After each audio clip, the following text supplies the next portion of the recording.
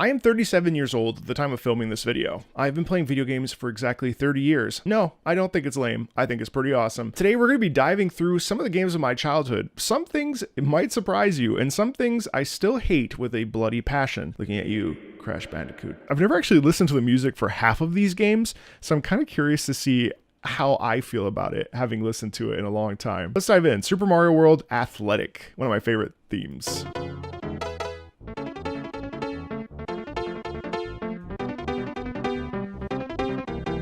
Dude, it's so much fun.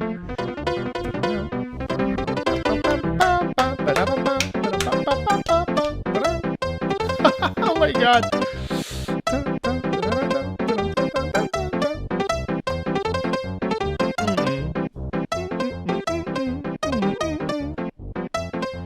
Yeah, I think this is the Yoshi track.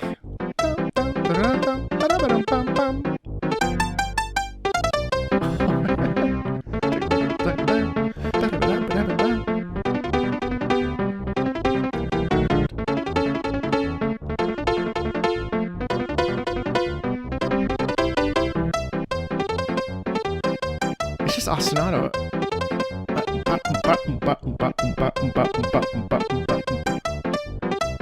That's genius. It's very like slight chord moving up and down too.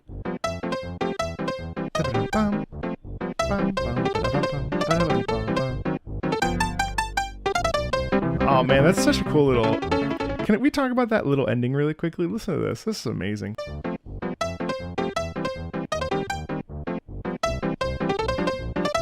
Right here. So it goes bo-do-do-dum. It's just like a genius little piece of music, isn't it? There's so much going on in here, but overwhelmingly the feeling of just like joyful exploration, joyful movement. And I think really like ultimately, I think we can maintain that Mario's entire existence has brought so many of us so much joy, whether your first game was Super Mario Galaxy, Super Mario Sunshine, or even all the way back to the original Super Mario. Super Mario World for me was a defining game for my life. When I first received this Super Nintendo, I didn't speak a word of English because I was a child and I'd lived in Italy for several years at that point. I remember us all being gathered around the TV playing this and not being able to speak English. I carry that with me even today, like this sense of like the unifying power of video games and how we don't need to speak the same languages in order for us to connect with them. And I think like as time has gone on, obviously with different things that have occurred in world history, I think that there's obviously been some defining divides that have occurred, but Super Mario World just hits, and games in general just hit on a sweet spot of like harmony that I don't know, we get so hung up on graphics and this and that or the other, but like I'll never forget how unifying playing this with a bunch of people that I didn't speak the same language of was for me. The same day I also received the Power Rangers. If you remember the Power Rangers of the 90s, some of you do, that shit was amazing, okay? So I was watching Power Rangers in Italy, and the fact that I could, in a beat 'em up style game, the fact that I could control my favorite Power Rangers was just awesome. Any sort of like tie-in IP that like really makes you feel like, what this is, I'm controlling, like I'm sure a lot of people felt that way when they played Black Myth Wukong, for instance, because you're playing as the character you've thought about. I mean, any Star Wars game, same thing. This is Area 1 City from Mighty Morphin Power Rangers on the SNES. This shit goes so hard.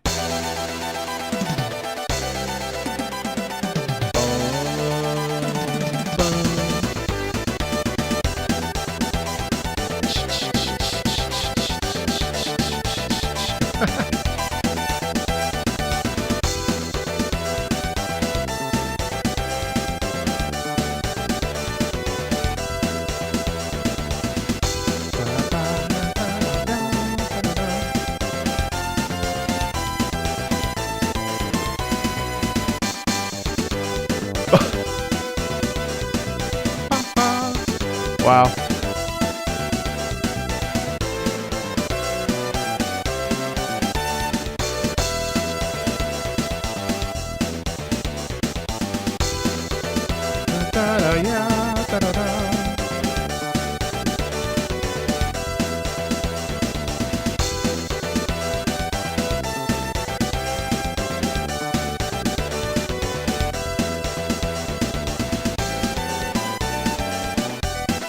Dude, why is this so good? Da, da, da, da, da, da, da, da. It's unreasonably good.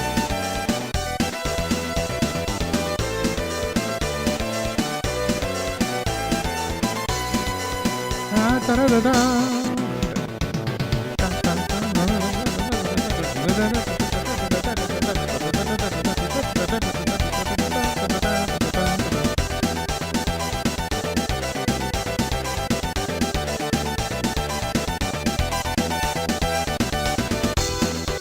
You know, I have to say, like, there are oftentimes people will come up to me and say, you know, like, they don't come up to me. What am I? I'm just lying at this point. A lot of people say, like, that the real sound, the real thing, the real video game music is this. And now, while I think that this is trying to emulate, like, rock music or metal music, it does really have a sound of, you know, that chip, both here and in the Sega, of course, like, you know, in any of these sort of like 90s games, they really are special in part due to the music. It's weird too, because as a child, you don't really realize that this stuff is getting imprinted onto you. Like, this is a banger. And I know that I used to hum this a lot. The Super Mario World, I mean, how many of those tracks, you know, you listen to them, you may not even be able to hum them now after however many years, or whatever your first like childhood game was, but something about how it imprints itself into you. So like the nostalgia kind of washes in.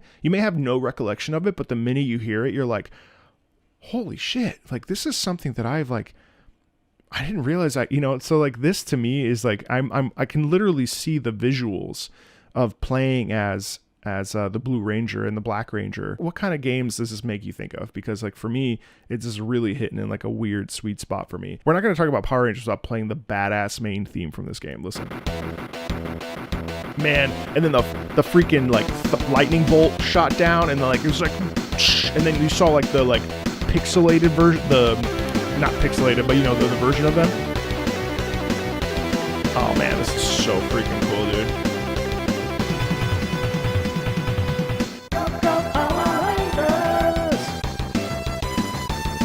Yeah, Rita emerging out of the like super pixelated like 16-bit moon.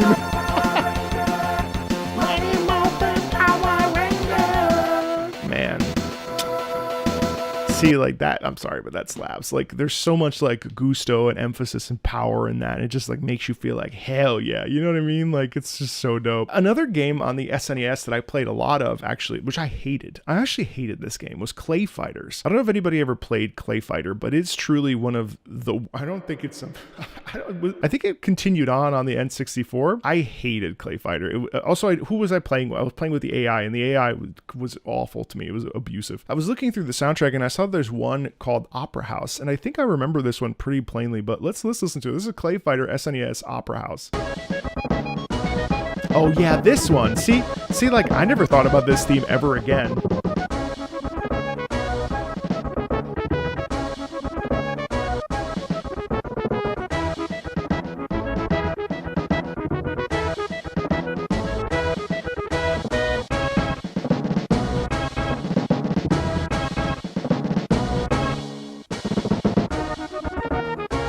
Yeah, so this is interesting because in Clay Fighter, that's trying to like simulate what it would like to be like listening to the Hoyoto, which is from Wagner's Die Valkyrie. And so they're emulating Wagner like in horns and stuff, which is really, really wild. I mean, like I think there was, oh yeah, here it is. Yeah. So the background, it's weird. My brain viewed this as 3D. That's crazy. Helga was a Valkyrie. I'm pretty sure. Yeah. Oh my god. Helga versus Helga. Oh man, games were different back then, dude. Anyway, I felt like I should include Clay Fighter because I did play it a substantial amount. I also played a lot of Star Wars: The Return of the Jedi on SNES, and I think that's why I deep down hate platformers, because that game scarred me for life. It was so freaking hard, and I remember sitting on my couch just like trying to beat the Death Star level. I don't even know what the hell I was doing. It's just like I hate. Anyway, at a certain point, I moved away from the SNES and moved into the PlayStation. In fact, here is an incredibly embarrassing video of me receiving the PlayStation for the first time. I was very lucky that my parents were able to scrounge up some money and pick this up. Yes, yes, yes, yes, yes, yes, yes. The first game I ever got for the PlayStation was Star Wars Masters of Terras-Kasi, which I always thought was named Terrakasi, and apparently it's terrible. But when I was a child, this game was the second coming of Jesus Christ. I loved it. I loved Star Wars Masters of Terras-Kasi so much. I was a big Star Wars kid. Yeah, apparently it's not very good, but it did lead me to another one of my least favorite games, Crash Bandicoot, which I still have a vendetta against all these years later. Let's listen to the main menu theme from Crash Bandicoot.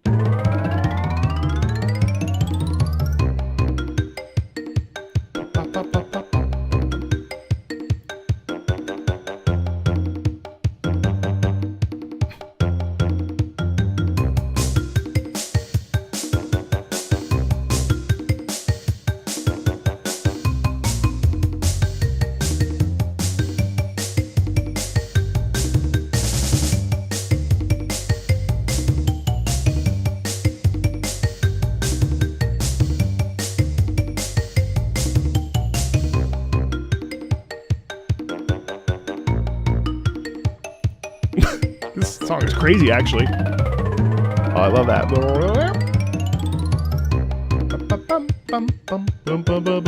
Nightmares. I mean, do I enjoy the music of Crash? Yes and no. Did I enjoy this particular iteration of Crash? No, I hate Crash Bandicoot 1. It has got to be one of the most difficult, trying experiences of my young life. I was obsessed with it. I really wanted to. I don't think I ever beat it even. I tried. I mean, you know, at that point in my life, it's not like you could go out and buy any video game. Like, my parents were giving me my allowance. You bought a game or had the money for it, or you begged your parents, or you didn't. And in my case, we did not have a lot of money. So I got the games that I got, and usually it was around Christmas time. And Crash, I don't even remember how I got it, but I remember just distinctly hating Crash. Would I punch Crash Bandicoot in the face? No, probably not, but I would certainly write a strongly worded letter. But getting this PlayStation actually led to a lot of seismic changes in my life.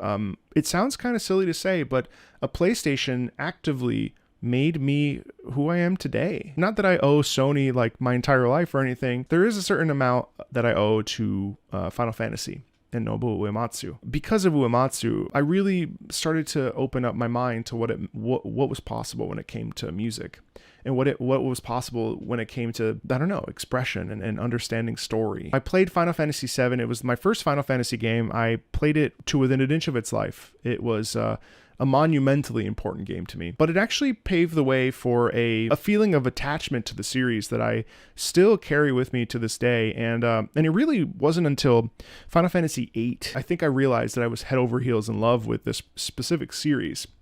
And that love has waxed and waned over the years. But, and I never even finished Final Fantasy VIII. In fact, I gifted my disc to somebody and they brought it back. And, you know, back in those days, the disc, if you pressed on the cover of the PlayStation, it could actually damage the disc.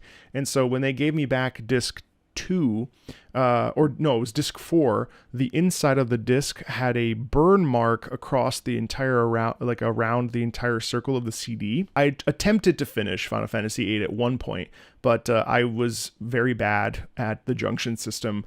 And maybe I would like it like today as a 30-something, but I remember Final Fantasy was when I really started to listen to CDs and burn songs onto CDs. I listened to a lot of classical music as well, Chopin, Liszt, piano stuff. But it wasn't until I found a fantastic like thing out on the internet. It was like piano variations of Final Fantasy music. Like it was Final Fantasy music covers.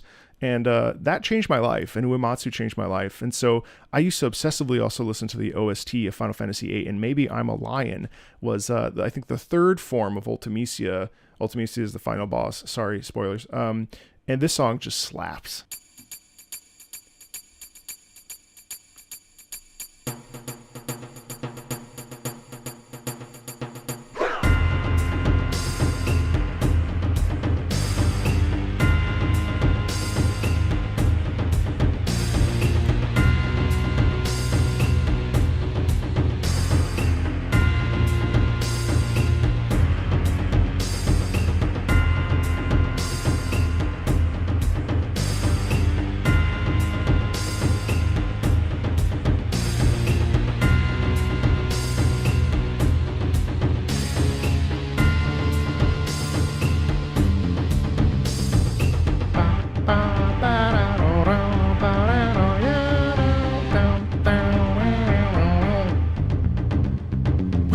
How is it still so good? It's still so good. So many years later. The hit of the percussion.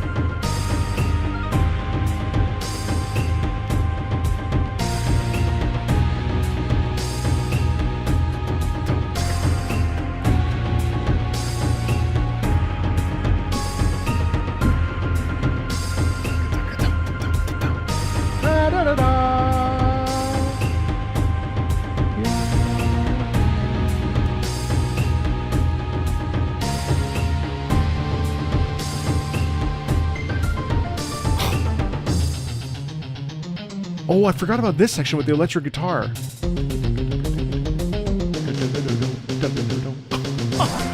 Oh yeah, it picks up in tempo here.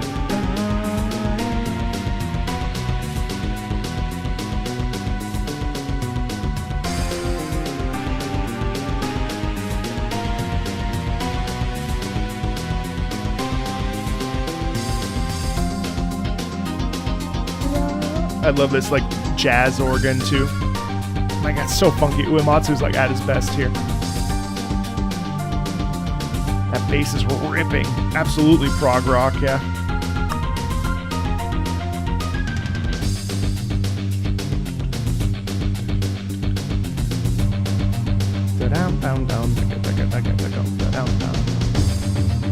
And then the drums come back in. Oh my God, this shit slaps, dude.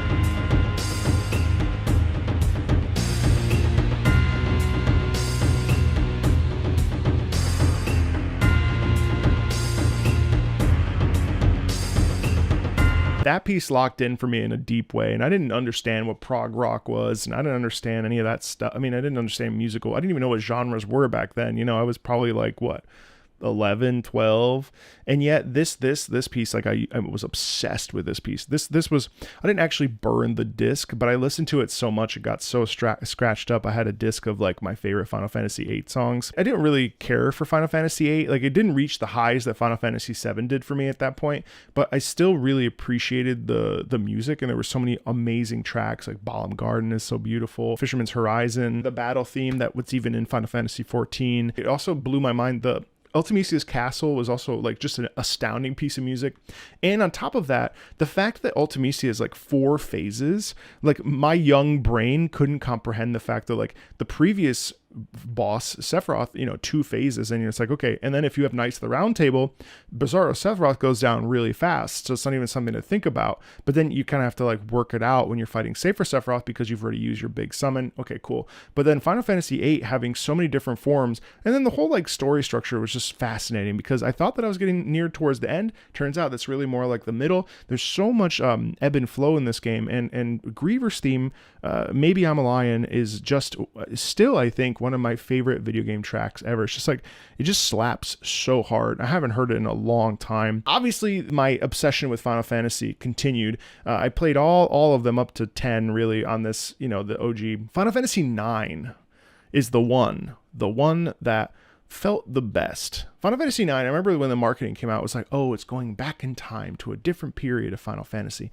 And I'd only grown up with the previous 2, so I didn't really know anything about Final Fantasy. And Final Fantasy 9 gave me this weird nostalgia for a pre-Final Fantasy VII experience. You know, we go back in time, we go back to like this medieval castles, and like it was the first time really experiencing magic and like any sort of like, you know, sort of D&D-ish type, some, you know, kind of vibes, and like Alexandria castles. The characters were so charming. And it wasn't until I replayed it recently, actually, about last year, where I actually realized how poignant and how important Final Fantasy IX's story is. And to me, there's no other Final Fantasy that has existed or that will come out that will be better to me than Final Fantasy IX, both for its charm, its characters, its world design, its locations, and its themes. And obviously its music as well. I mean, the music of Final Fantasy IX, I like Final Fantasy IX so much that finding a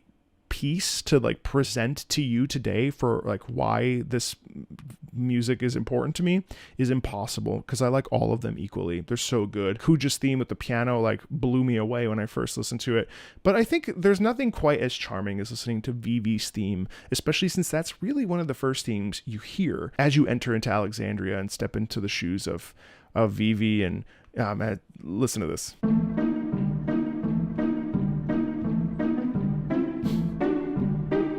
I love this little guy.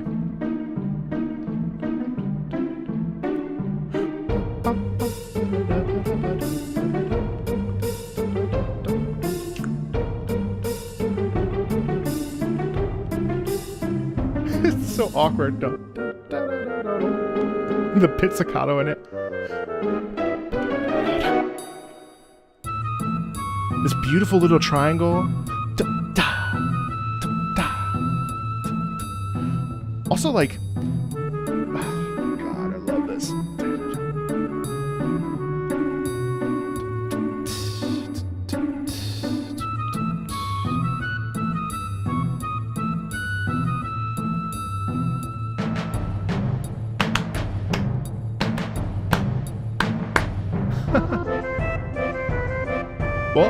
What? It's quirky, it's odd, it's awkward, it stumbles on itself. Literally, Vivi like trips over his own 2 feet in front of the bar guy fixing the sign. Like, it's pretty expansive too.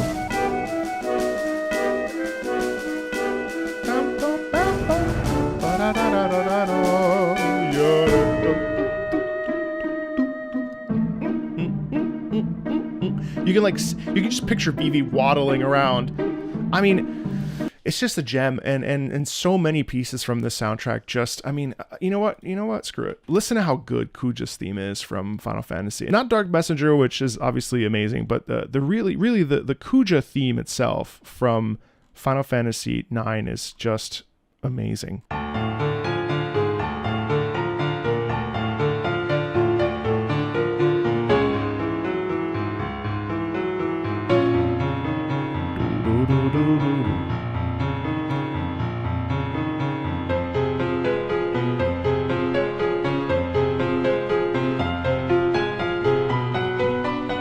So much arpeggiation, repetition, ostinato. You can hear how like Kuja's mysterious and confusing and feels dangerous in like a slippery way.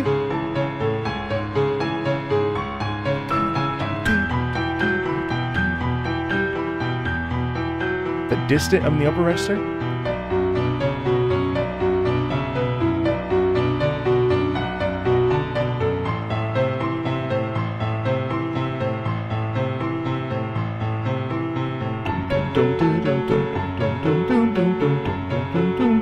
It's such a really, really, really good piano piece.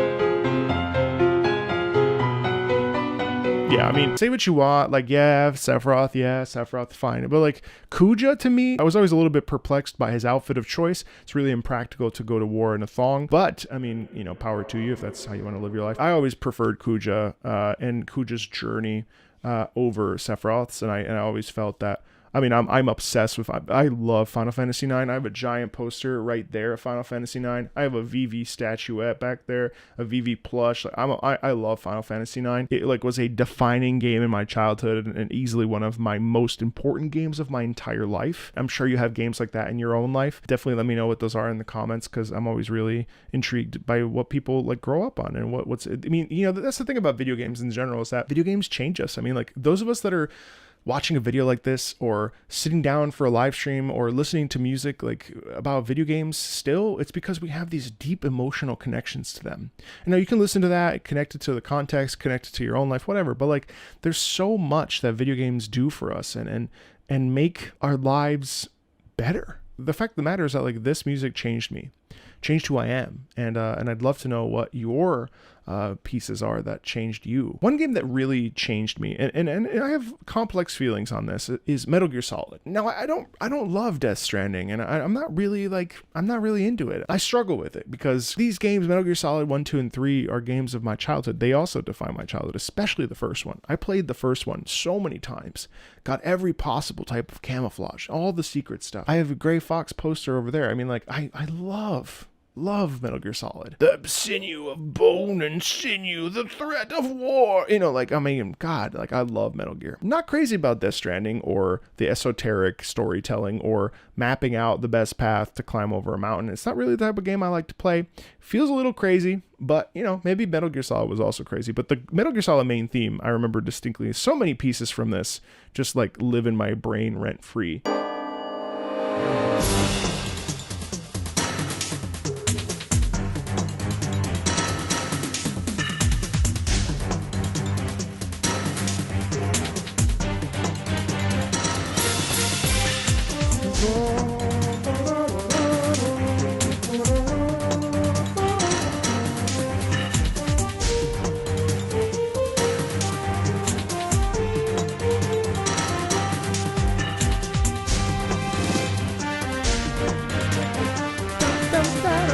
God, it's so good. I haven't heard this in so long.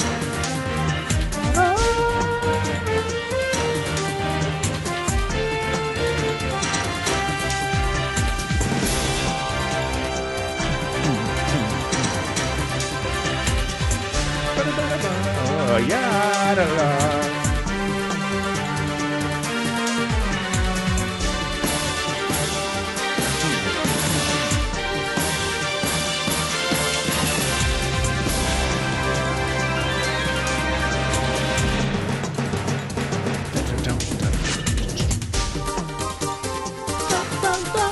Oh my God, this theme just slays me still.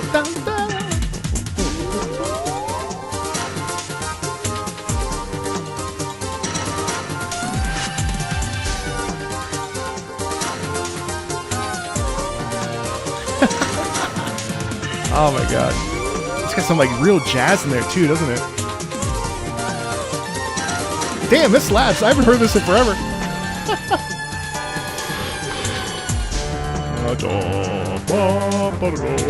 The lower brass there. This is MIDI now.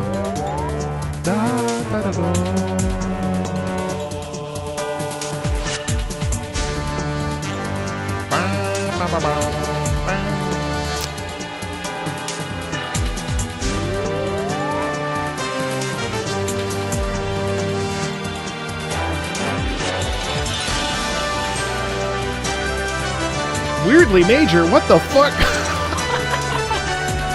That's amazing. Da, da, da, da. What?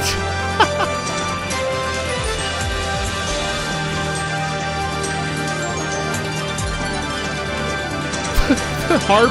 Oh my God, wow, it was like listening to it for the first time. I don't think I ever heard the entire because I'm always just pushing start, you know what I mean? Pushing circle, I should say. Remember back then when the PlayStation, some of you that are younger don't know this, but like back then we didn't have normalized, standardized control schemes. So like, you know, an FPS now plays like an FPS. The same thing is always the same. Back then, shit was crazy. In this game, I think it was because circle, I remember there was some conversation that happened where the devs or the creators of the PlayStation, I don't remember what this detail was, but they always assumed that circle was the, I wonder why actually. Well, anyway, it doesn't matter. So you never knew what you were going to land with. And I just remember always smashing X, going back, because for them, circle was the start button. But now, that being said, we did eventually get a computer. Now, believe it or not, I was alive before the internet existed. And I was also a late adopter to the internet. We got our Windows 32 computer. That was the first computer I ever saw. And what I saw back then were those games on the floppy disks. I remember the first day we got internet and it was so slow. I remember just like putting in the computer had like games on it or something. I don't know. I had a floppy disk with a bunch of like, I don't even know what kind of games these were, guys. Like, it's crazy. Anyway, all that to say, like, one of the games that I loved on the computer was Microsoft Combat Flight Simulator. And looking back, I think the reason why I fell into Ace Combat so hard was because the majority of my like almost into high school years, like my middle school years from 6th to 8th grade, were playing two different games.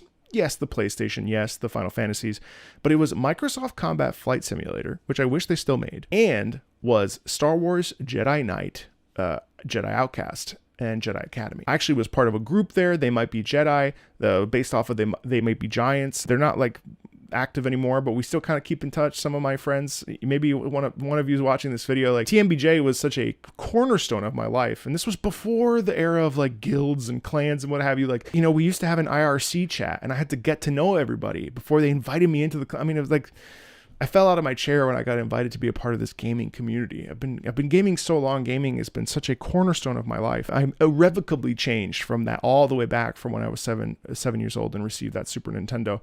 But Microsoft Combat Flight Simulator is the go. It's aged like shit, but it's the go. I'll play it right now. It's war. Calling all flight simulator pilots, assemble now for this highly anticipated air combat game. Microsoft Combat Flight Simulator. The GOAT. Combining all the realism of Microsoft Flight Simulator with the ultimate thrill of World War II air combat. Now, you can fly one of 8 fighter planes that made history, from Spitfires to Messerschmitts to the Mustang, all with detailed, historically accurate cockpits. The GOAT. Fly solo against the computer or go multiplayer on the Internet Gaming Zone. Be Internet careful. Gaming Zone. With highly sophisticated damage modeling, you'll have to use your wits to overcome that damage just to make it back home alive. Your mission? Get all the realism you'd expect in Flight Simulator, now with the excitement of combat. Only in Microsoft Combat Flight Simulator. The GOAT. It was like historically accurate. It showcased like actual battles. It was just amazing. What an incredible game. We did end up getting a Game Boy Color actually, and that was where I played Pokemon Red for the first time. It's the only Pokemon game I've ever really spent any time in. I think I got most Pokemon in it. Remember it in the cafeteria at school. We'd have to use our little dongles to yeah. I've lost a lot of you to this video, and that's okay, because a lot of you just we're not the same age, and that's fine. But boy, it was a different time. We had to use like the connector cable and stick it in each other's. Anyway, this is Gym Leader Battle.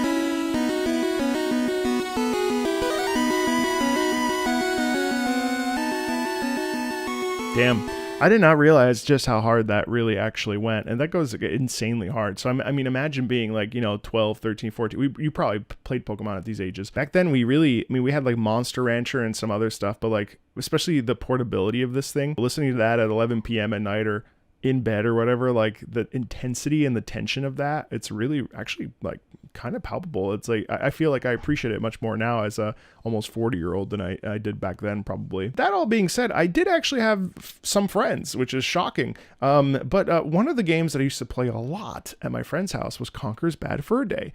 And wouldn't you know it, that Conker's Bad Fur Day also has an opera sing. And wouldn't you know it, that I used to be a former professional opera singer. So naturally, The Great Mighty Pooh is important to showcase as a song that really, I didn't necessarily define my childhood, but it was definitely a song that, Conker's Bad for a Day was cool. Uh-oh.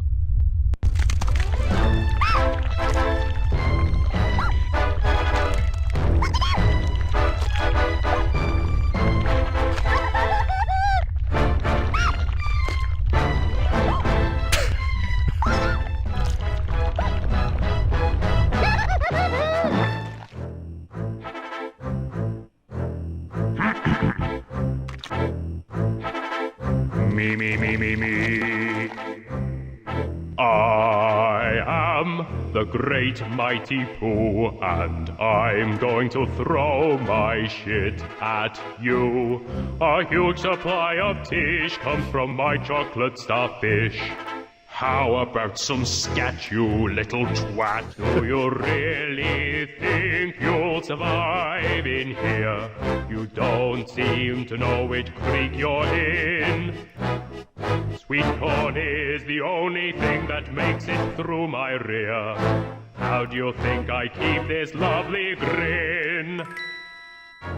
Now I'm really getting rather mad. You're like a niggly, tickly, shitty little tag nut.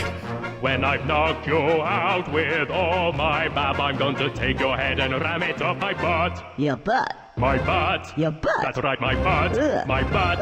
My butt! Ah, you cursed squirrel, look what you've done. I'm blushing. Oh, what a world, what a world. Who'd have thought a good little squirrel like you could destroy my beautiful flagginess? Oh, I'm going. Oh,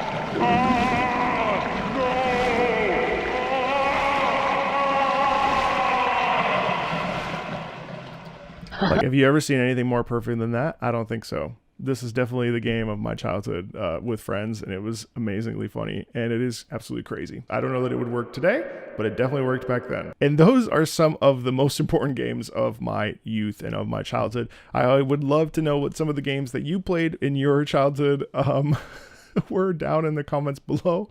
And as always, thanks a ton, and I'll see you later.